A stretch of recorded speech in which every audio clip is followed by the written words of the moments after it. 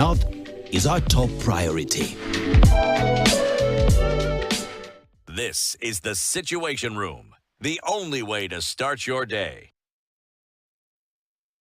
Worsening tensions in the home, claiming that she was harassed and chased back to her parents' home to learn manners, leaving behind her breastfeeding infant. You see how this story is progressing? AJN also accused her husband of being arrogant and rude and of treating her harshly without appreciating her efforts. He further claimed that he always sided with his mother.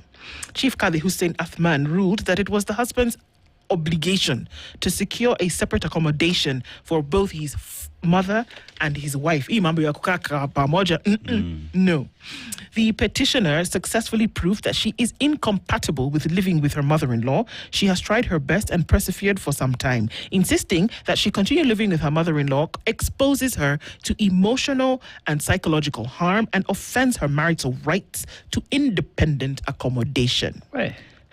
In her suit, AJN sought reconciliation and physical custody of the 2-year-old son. However, she said she would only reunite with her husband if they moved into their own rented home. I don't want to live with your mother. If we're going to come back together, you will now live with me as your wife by ourselves. Okay? This thing that you're doing, it ain't working. So after marrying AGN, AMA secured a 2-bedroom apartment in Ganjoni within Mombasa Island at a monthly rent of 23,000, where he lived with his mother, wife, and their child. She told the court that she was willing to live in a bedsitter whose rent was 8,000 per month. Bora, I am not here.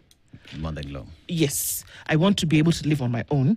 She claimed that AMA was only willing to provide accommodation worth 2,500 shillings per month, but was unwilling to leave his mother. Do you understand?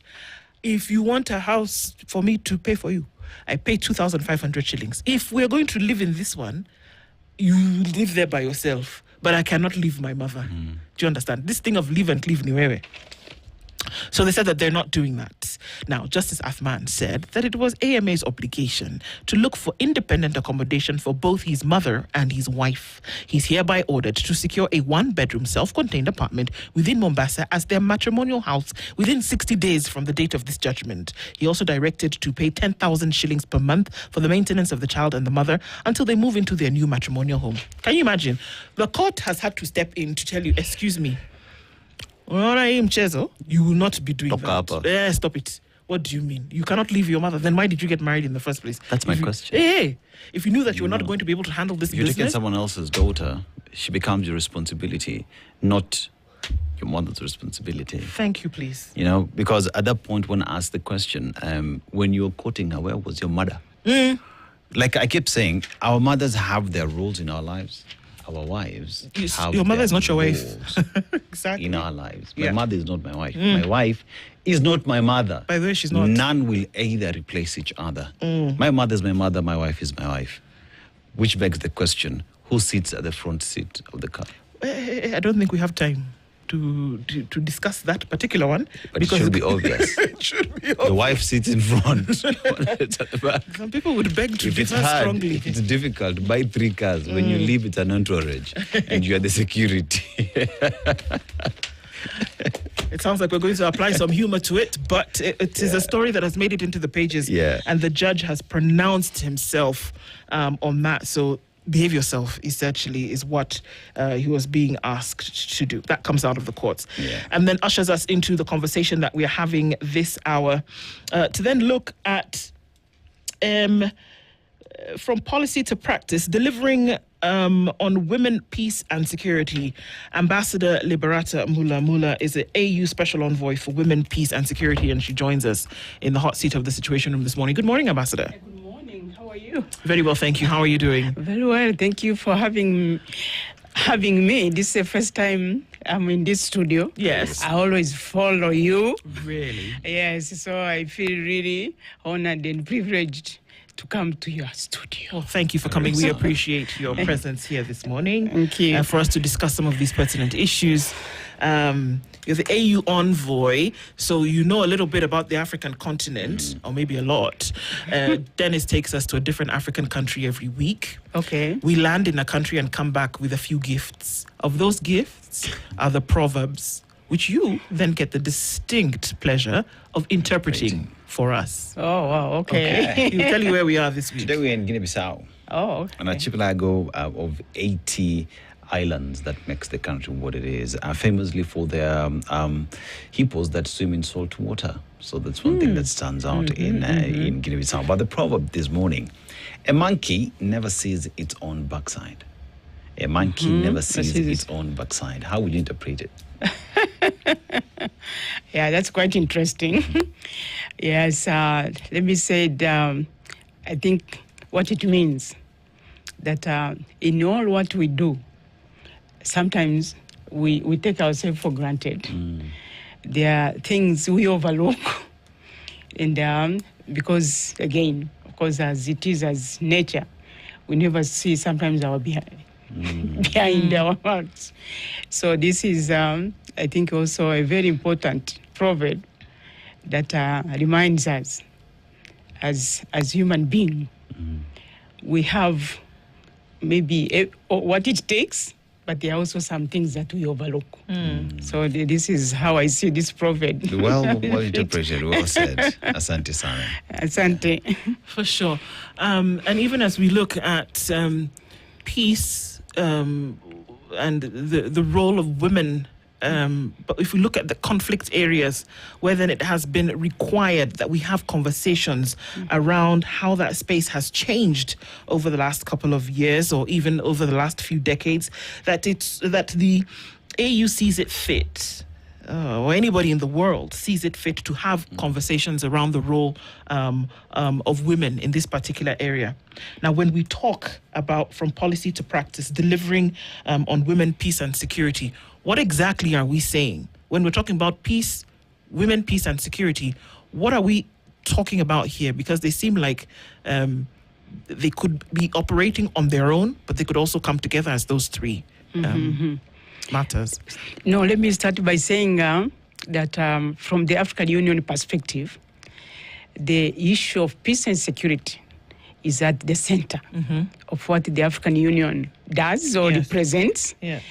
Knowing what is happening, has been happening around the continent.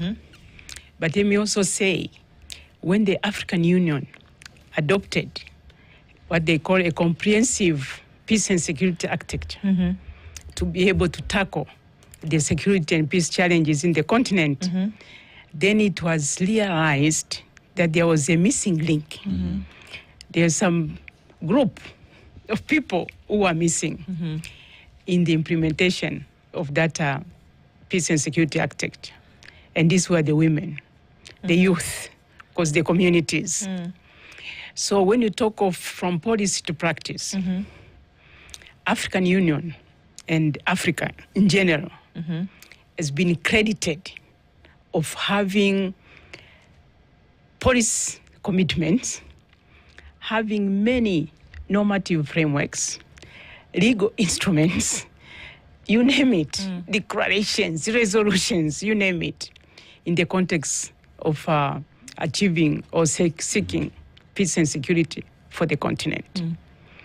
So what we are seeing, that while there's many of these policy commitments, frameworks, but when it comes to implementation, this is where we see the gap. And I'm happy that you chose to address the issue of from policy to practice. And specifically my office is mandated to follow up on turning the commitments to action, following closely the implementation of the commitments made at the, of course, continental level, but at the national level. Because decisions are made at the continental level or regional level, but implementation is at the national level. Okay. So this is why we really, through our advocacy, to ensure that all that has been committed to is implemented. Yeah. And this is, again, I said, the relevance of today's topic. Yeah. Because in practice, there's a gap. Yeah, because when you look at the AU's Agenda 2063, gender equality becomes then one very important subject in there. And among that is ending violence against women, promoting equality in terms of accessibility to work and equal pay as well. But when it comes to implementation now, leave alone from the continental to individual countries, then there are gaps that exist. Right. Are we looking at heads of states perhaps coming in with a unified way of how that would be addressed in specific countries, or is that then a preserve of every individual country to push the agenda? Yeah, actually, what we call Agenda 2063, the Africa we want, the big component of that agenda is the people-driven development and the citizens determining the destiny of Africa, including empowering women and youth in the implementation of this agenda. But then, while the heads of state, because usually these decisions are taken at the summit level, Yes. the head of state, they commit, they pass resolutions, they make decisions. But then implementation is left to individual countries.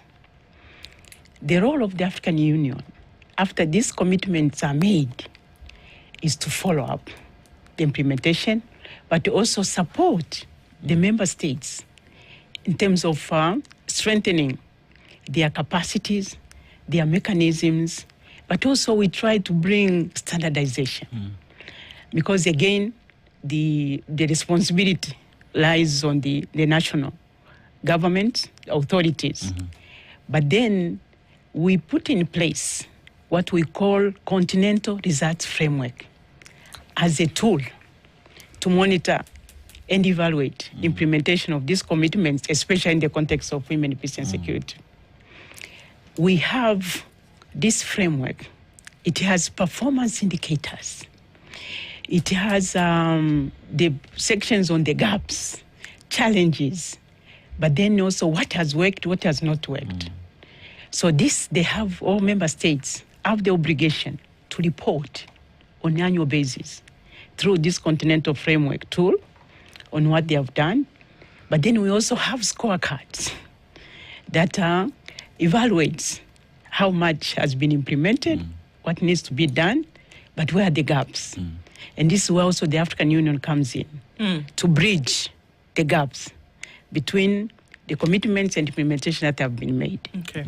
And the good thing is that, especially, again, in the context of women, peace and security, member states, they come up with the national action plans that are contextualized, are localized to take into account the existing conditions and environment. We don't have the national action plan that you cut and paste, but they are all tailored and designed according to the existing conditions. Because when I talk of, say, national action plans of Tanzania, it's not the same, although the general, standards are the same, but then how they have been structured depends on country to country.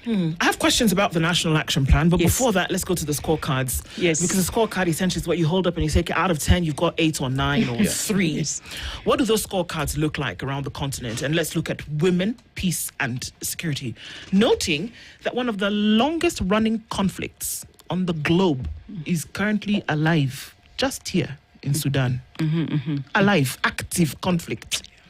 The longest running conflict on the globe is active in Sudan. Right. Conflict issue. Peace, we have these spur-ups every now and then. I'm interested, women, what are we talking about? Women in government, equal access for women? Are we looking at equal pay? There are developed countries who are still arguing about equal pay for women, whereby some say that, you get 60 cents on the dollar between men and women as compared to a man gets $1, a woman gets 60 cents. So those conversations are still very active. So I'm very curious as to what those scorecards say when you get the scorecard and you look at it and you say, oh my, exceeding, approaching expectations. What do the scorecards look like? Yeah, I must say, in fact, with time, and this is also the positive side, there have been progress in terms of the scorecards, because the scorecards have different colors. You have the yellow, you have the green, you have the yellow, you have the red. The red is like an alert that things are not well in terms of those indicators. So, but with time, because it's like also has created kind of a competition or peer review that everyone doesn't want to appear on the red card. So this has made also countries really improve in terms of delivery. We, of course, I must say equal pay is not part of our scorecard because what we are looking into is, one, the women leadership in the peace processes. But two, we look into the mediation, how women are involved in mediation. But three, we are looking into how these national action plans are financed, because this is very critical. You can have this plan on paper, they look well, but they are not financed, and therefore they're not very, implemented. But four, we look into the inclusivity that these plans, they include, of course, women, the youth, the vulnerable, the grassroots organization, the civil society. So this is where we measure. But what you have raised is also important in terms of women empowerment. Women empowerment, it could be through, of course, being employed, but empowered to run their business. You know, women are also good as entrepreneurs. They are innovators. So the issue of equal pay, while maybe could still be a problem, but it's not as a problem as it were. Because we have seen most of the rules and regulations, of course, in the formal sector, they do not discriminate between payment. If you are, for example, you are here and this spice and sugar and everything is nice. So I don't know if you have different payment system between you and Dennis. At least those ones have been minimized. But then, and we find also the women also mostly in the informal sector. So it's even difficult also to track and see whether there is uniform kind of payment or benefits, compensations. But also, if these are also not addressed, there could also be source of conflicts in workplaces, in the communities, in the societies. So it cannot be ignored. But I must say, of course, in our indicators, this is not one of the things that comes at the top. All right. We are just looking at the environment, that there's conducive environment. We are looking in terms of the issues of the violence, sexual gender-based violence, if there's conflict-related violence, how is it tackled, how has it is increased, has it reduced, what kind of interventions are made. So these are the things that we look into. Yeah. When you look at the implementation mechanisms are the same, like you've said, the indicators have different colors. But then again, not all countries will advance at the same pace. Of course. So in the event that you find there are countries that are lagging behind, still on the red, how then does your office and AU come in to encourage the countries that are lagging behind? Because why I say that is, case in example, if a woman in Kenya is empowered to a point that they feel they can run the show pretty much. But because we're also pushing an Africa that is borderless and moves to a different country that has not caught up with the implementation of the matrix, they would get there and get confused. So how are we working to ensure that whilst the implementation pace would be different from country to country, that you're equally holding everybody so that we move together? Yes.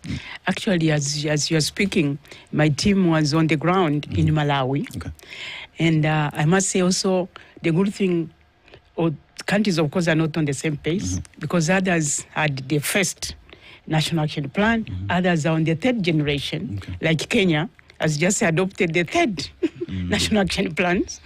So they are different. The others are even on the fifth generation of this National Action Plan. So they are not going, the same pace. But what my office does is to be on the ground, engage of course, the national authorities, the women, the civil society, the partners, and see where are the gaps, where we can help. So what we have been doing, one is building the capacity of those actors in implementing this national action plan, so through training, but also getting resources. Because the big issue in terms of this, even the pace, is the availability of resources. Because you have these plans that are not budgeted as such, but it's like intentions. So for us, we help them to get these national action plans that, of course, not over-ambitious, but also which are costed. Because if you don't cost it, then it remains just on paper. But also to be able to help them to ensure that these national action plans are really national, meaning multi-sectoral. It's not just left to the, say, Minister of Gender, and then the Minister of Security, Internal Security, Defense. They don't see it as their business. So we help them to get this mainstreamed through the various sectors.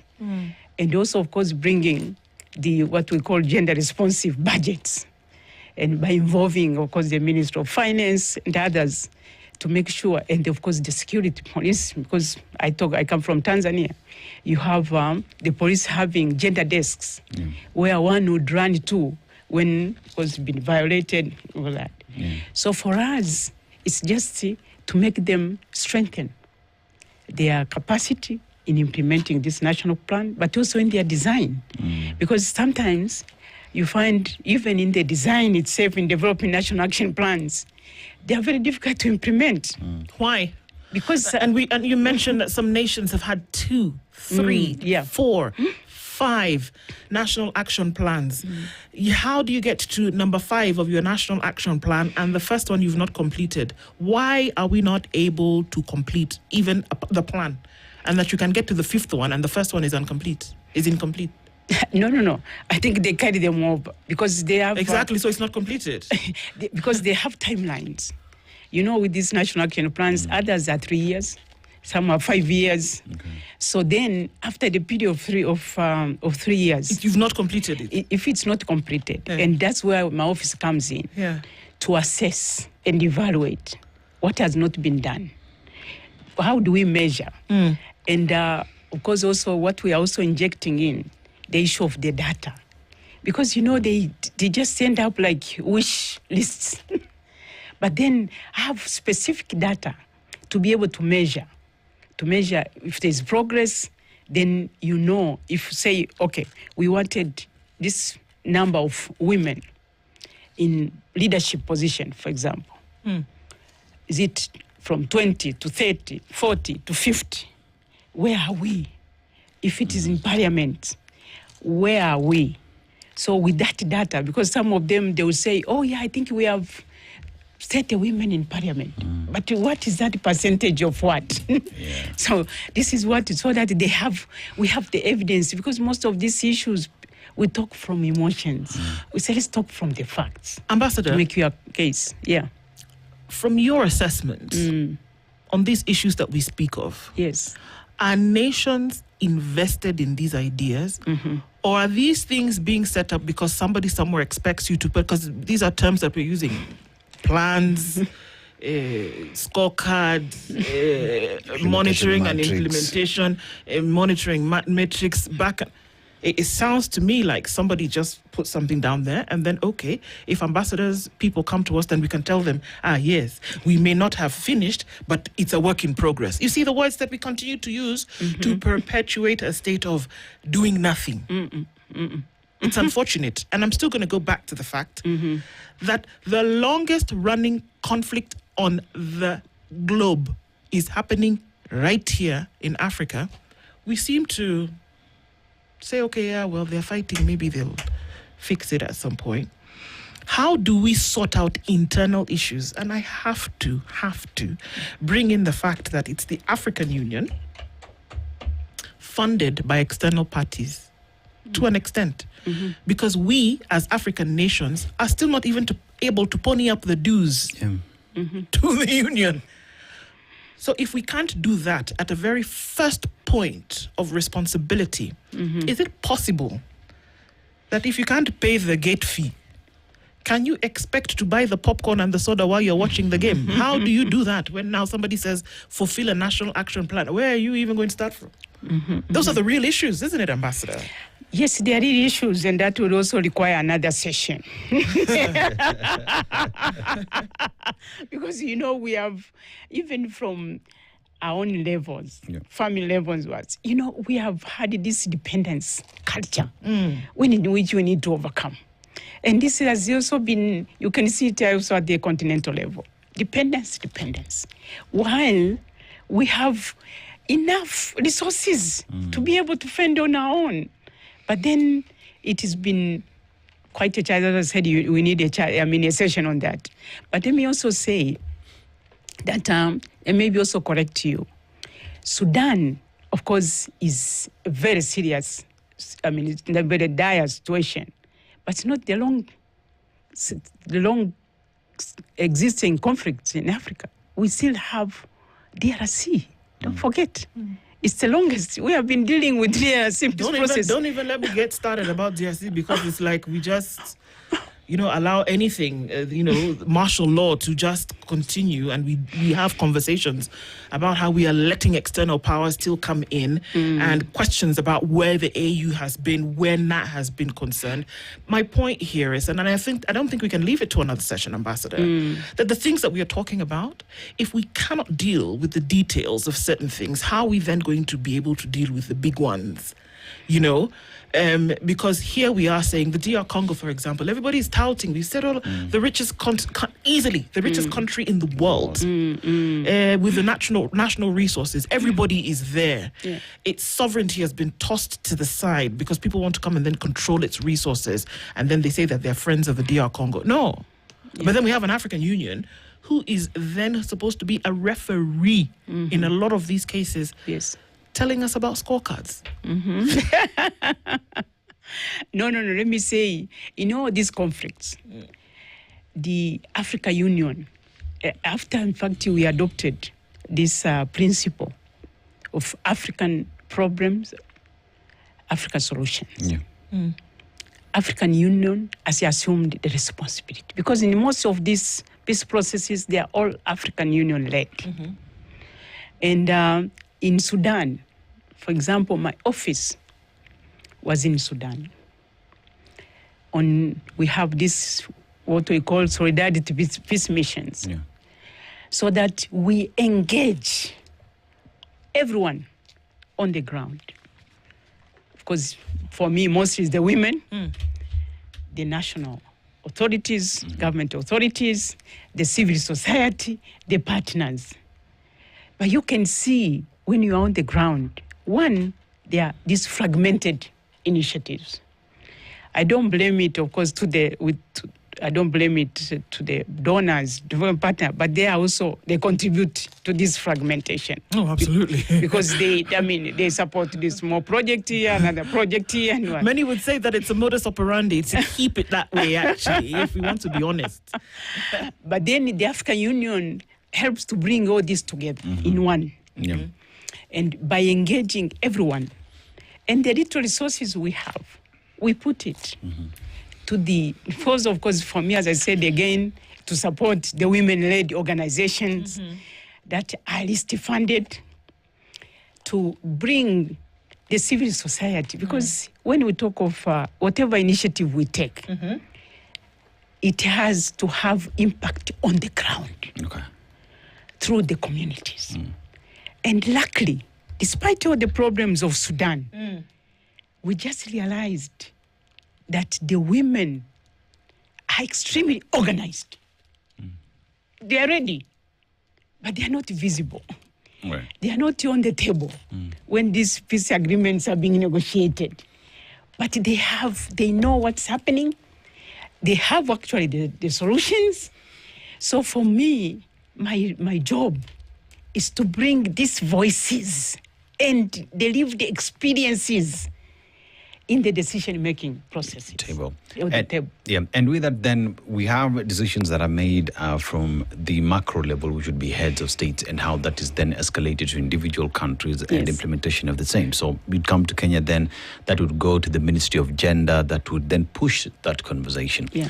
But we cannot forget the citizens of the continent, of course, because the women of the continent, then any decision on peace and security affects them directly, because they would be the implementers of the aspirations of the African Union. Yes. So then one asks the question, as we speak on the macro level, what are some of the strategies then that are recommendations, say, from African Union to be de-escalated to the grassroots, to reach each and every single woman, so that together we implement the aspirations and say, we've moved from red to green.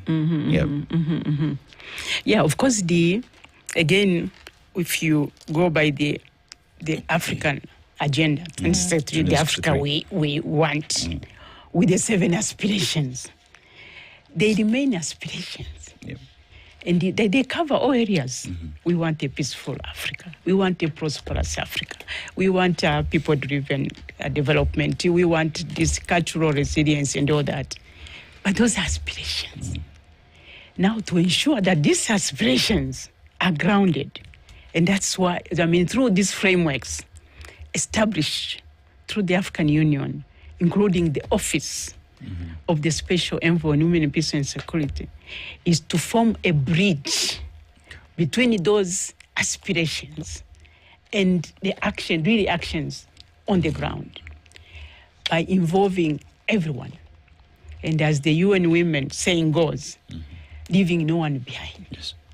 Because when you bring it on the ground, that's when you realize there are institutions that need to be involved. Are they involved? There are communities that have been already doing things. They have their own peace initiatives. Are they involved? Are they part of this process of implementation? When the heads of state leave, do they go to the communities? It is through these mechanisms that have been established that we follow and ensure that these good aspirations are turned into, of course, practice, but in really action of implementation. Because I said these aspirations, commitment, they touch on every aspect of our everyday life. They touch on every aspect of the livelihood. They touch on every aspect, say whether it's education, whether it's health, whether it's issues of climate, every aspect. But then decisions are made at what we call at the elitist level. Yes. So then these have to be channeled through, of course, established national institutions, mechanisms, but with the involvement of everyone, including the youth, the women, the religious, faith-based organizations, all these institutions, which are never at the table when these are decided. But at the implementation, you cannot have anything sustainable without bringing everyone and to be part of and own those decisions, implementation, but also be involved from the very beginning, if possible, in planning. All this, whether the national action plan, you cannot have a national plan prepared by the Ministry of Gender and Community Development without involving all those who are either affected or will be implementers. So this is what, especially also my office, is in our advocacy to ensure that we involve the key stakeholders from the very beginning. But yeah, that's why I also I said everyone has a role to play, including the media. Because, and this is why I was happy when I was invited here. I said, with your sugar and spice and everything nice, I wanted to spice it up with the women peace and security agenda. Because many people don't know what the African Union is doing.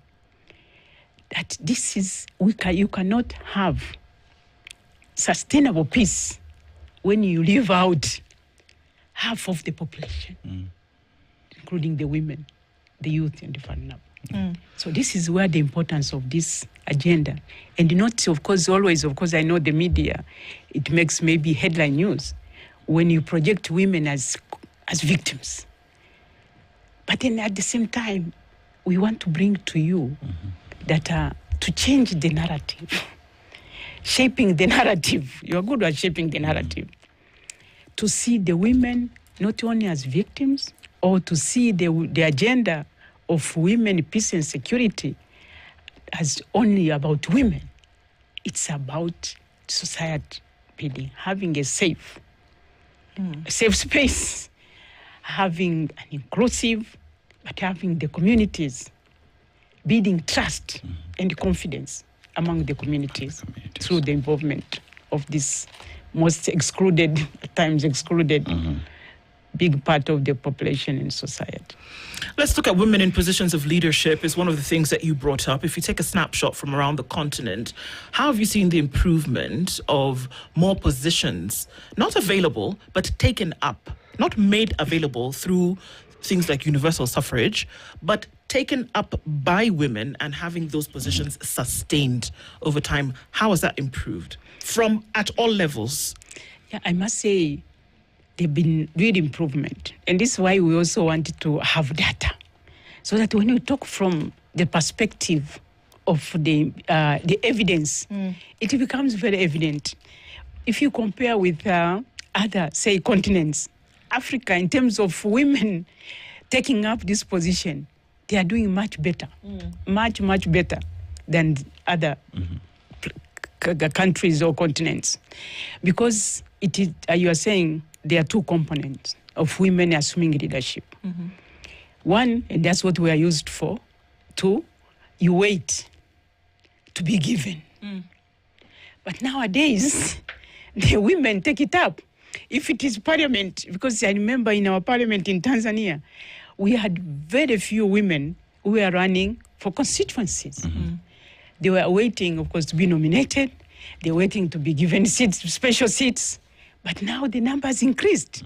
And this is also seen in many of the countries around the continent, that they have assumed that responsibility and to be able to compete.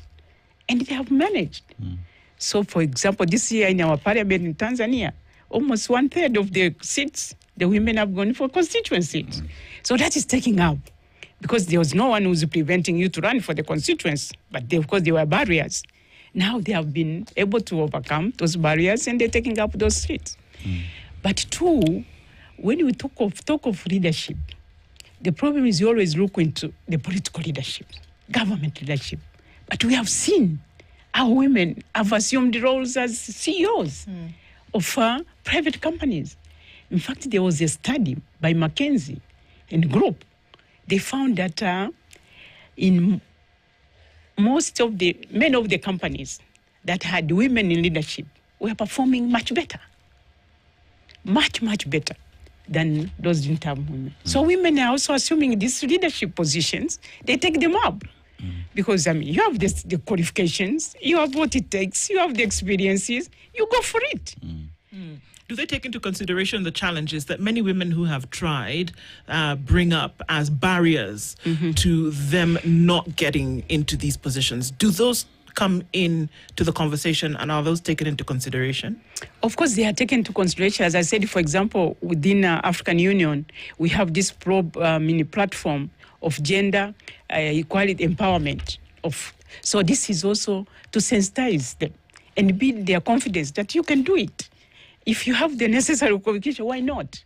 Instead of always talking about the barriers, putting yourself down, exerting negative energy. Look at the positives.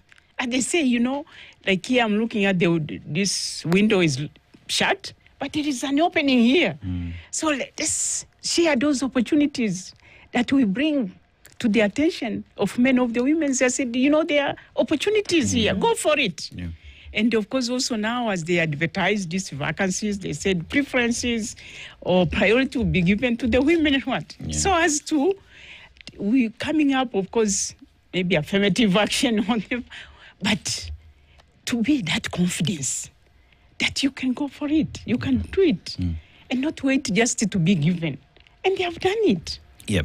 You know, when you talk about even in leadership positions and the difficulty that we see across the continent when it comes to, especially during campaign period for women, it's a very difficult moment because of, in terms of what we see, violence, the energy that is out there, that has made many women just stay away from politics altogether. Yeah. But whilst having that discussion then and not leaving no one behind, the men of the continent as well must plug into this conversation, because for peace sake, especially during a campaign period to happen, there has to be de-escalation of what we are used to, and men must be part and parcel of this conversation of women being empowered and strengthened for them to be in these spaces. So perhaps is that an area that beyond just talking to women alone, men as well are being plugged into these conversations? Yes, indeed. Actually, I must say we have come to the realization. I said, of course, we are in this situation as women because of the men. But then, at the same time, we say we cannot progress without the men who have caused this, who have created these structural barriers. So we have this initiative called Positive Masculinity. Through my office, we have allowed men to be part of this agenda of women, peace and security, to push it, to be the champions. And it's not like we are bringing in men to replace the women. No, but to work hand in hand. And we have done this positive masculinity at all levels. At the heads of state levels, we have the champions that are pushing this agenda, and very well. But we also have the champions at levels even in the media. Because when I come in the studio, and this is where we have also made a pledge, I would not want it to be in a panel which is just only men. Women only. I'm very conscious. Sometimes I deny when it's only women. Yeah. I say, no, we need men in the room, because we cannot continue talking among ourselves. And then what? So we are constructive, of course, in a very constructive manner, involving them. And I was just pointing out this morning, like coming here, I'm accompanied by the boys and men. And they are the ones actually who prepare everything. They are the movers and shakers of my office. It's not only men, because everyone who comes to my office says, oh, this one is in your office? This one is in your office? Because when they see these boys and men, they get surprised. But that's how we have been able to get credibility, to get to have this agenda, get buy-in by involving everyone. As I said again, leaving no one behind, whether it's boys and men, whether it's disabled, whether it's the media, whether it's civil society, we don't leave anyone behind. And then, of course, the youth. When people talk of the youth, especially in the context of women, peace and security, people think of women. I say, no, the youth are both boys and girls, men and boys. So when we bring in the youth, we don't want this stereotype that, oh, when it's women, I'm sending you a woman. I say, no, youth are all both sexes. So this is why you wanted to break these stereotypes and the social barriers that we also contribute to creating. Because if I said in my office, like Tanzania was sending me an assistant, because the government second staff to the African Union. And then, I don't know, unfortunately, his first name is Florence. So the human resource department thought this was a woman. So they were writing she and she. I said, no, this is Florence, a woman. And so you can see this stereotype. Yes. So this is what also my office is trying to break, that stereotype, but also saying that we cannot achieve this important agenda by exclusion. But Lucy, you see, when For a very long time, the African story has been told by everybody else but Africans themselves. Yeah. The successes that, or lack of it, within even the agenda that you're pushing in Africa, 2063, is being pushed by others. So how do we bridge that gap so that we start telling our own stories, for us to change the mindset that we do not have anything positive going on for us? Yeah, of course, again, as you started with the proverb. Let me also, in answering your question, remind you of this African proverb that until the lion learn how to write, every story will glorify the hunter. So this is one way of getting this space to tell our story. Because again, if they say the media doesn't take interest in what we are doing, then no one will hear our voices. So this is why I jumped to the occasion. I said this is one of the great occasions for our voices to be heard and also to be able to tell our story. Because the Women, Peace and Security Agenda, you are right, when it was adopted, let me say as an agenda, through the UN Security Council, Resolution 1325, you'll be surprised. The president of the UN Security Council at that time was Namibia.